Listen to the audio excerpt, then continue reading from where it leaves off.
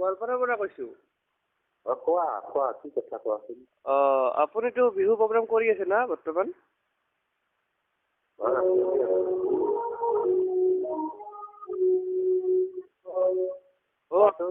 আপুনি ৰিহাৰ্চেল কৰি আছে নেকি? মই ৰাজুমণি নাথে কৈছোঁ গোৱালপাৰাৰ পৰা।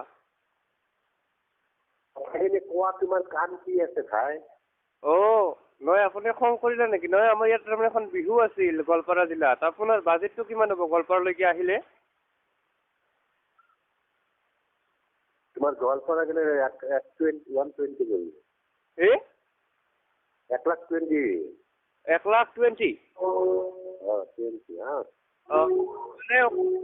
20 গোৱালপাৰা কোনখিনি ঠাই? গোৱালপাৰাৰ মানে মাটিয়া বুলি কয়, মাটিয়াত। গোৱালপাৰা মেইন টাউনৰ পৰা কিমান দিয়ে দূৰত? গোৱালপাৰা টাউনৰ পৰা 20 কিলোমিটাৰ মান হ'ব। ইয়াৰ পৰা কিমান গুৱাহাটীলৈ কিমান 150 কিলোমিটাৰ নহয়? 150 কিলোমিটাৰ মান নহ'ব? সেইখিনি মানে হ'ব। সেইটো কিমান পৰিব?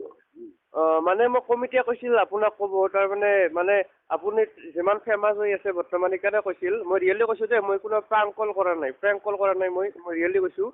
আৰু আপোনাক আৰু এটা কথা, আপোনাক লৈ যিবোৰে প্ৰেংক কল কৰে আপুনি একশ্যন কিয় নলয় সিহঁতৰ বিষয়ে, সিহঁতৰ ওপৰত?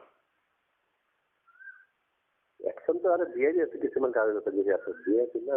মানে আপুনি একশ্যন লোৱা কিবাটো কৰিব ৰাজকুমাৰ দা। মই আপোনাৰ বিৰাট ফেন হয়, মই আপোনাৰ বহুত ফেন। পুলিচত কিছুমান নাম দিয়া গৈছে। যিবিলাকে প্ৰেংক কৰে আপুনি সিহঁতৰ ওপৰত একশ্যন ল'ব লাগে, কাৰণ আপুনি ইমান এটা artist. We love you, we respect you. But কিছুমানে আপোনাক ইমান বেয়াকৈ কয়, কমেণ্ট কৰে, ইমান বেয়াকৈ প্ৰেংক কৰে, সেইবোৰৰ বিষয়ে সেইবোৰৰ ওপৰত আপুনি একশ্যন ল'ব লাগে অতি সোনকালে। বিচাৰি আছে কৰি আছে। মই কিন্তু কিবা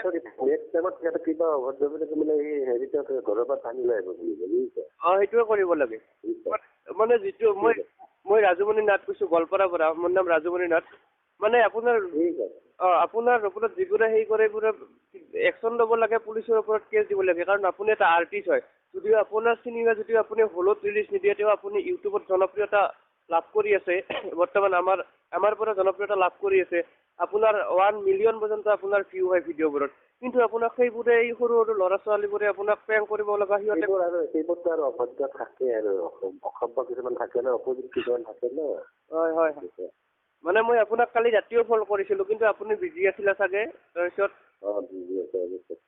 মানে মোক এই কমিটিখনে কৈছিল, মানে মাটিয়াৰ অলপ ওচৰতে কৈছিল।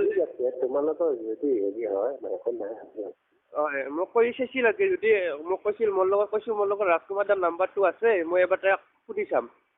মানে সিহঁতে কৈছিল এনে সুধি চাবাচোন কিমান লয়।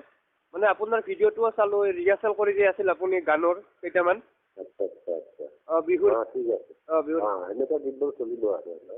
আৰু আপোনাৰ ভিডিঅ' মই সদায় চাওঁ, মানে আপডেট হোৱাবোৰ চাইয়ে থাকোঁ। ঠিক আছে, ধন্যবাদ। ধন্যবাদ ৰাজকুমাৰ দা। তুমি কেতিয়া আছে বিহু তোমালোকৰ? বিহুটো বহাগৰ 11 তাৰিখ। মই তাৰমানে কমিটি মোক এবাৰ কৈছিল আপোনাক কৈ চাব, মই সিহঁতক জনাম, মানে কমিটিক ক'ম। যদি সিহঁতে যদি কমিটি যদি কয় যে আপোনাক আনিব লাগে আনিম, মই আপোনাক নিজে আহিম, মানে নিজে পিক আপ কৰিম আপোনাক গুৱাহাটীৰ পৰা। আৰু হ'ব দিয়া।